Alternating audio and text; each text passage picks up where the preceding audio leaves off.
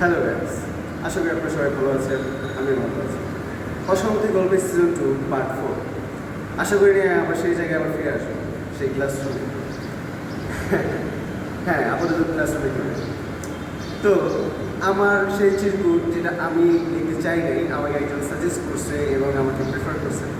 তো আর আমি লাস্ট পার্টেরটাও মানে নর্মালি আমি 5টা পার্ট বানাই, তো লাস্ট পার্টেরটা আমি ট্রাই করবো যে কেউ না কেউ আমাকে কমেন্ট বক্স করুক, দেন আমি ওইটা আবার ভিডিও বানাবো। আচ্ছা, তাহলে এখানে 3টা কোশ্চেন আছে। 3টা কোশ্চেনের ফার্স্ট কোশ্চেন, আমার জেফ আমাকে কিছুতে কিছু হলে ব্লক মেরে দেয়, এর করণীয় কি? কিছু করণীয় নেই। ব্লক মারলে তুমি তাকে কল দাও। অ্যান্ড নিজের ফোনের নাম সব জায়গায় যদি ব্লক মেরে দেয় তাহলে ট্রাই করা কারো সেফটি, যার নাম্বার ফোন দিলে তুমি তাকে ফোন দিলে পারবে।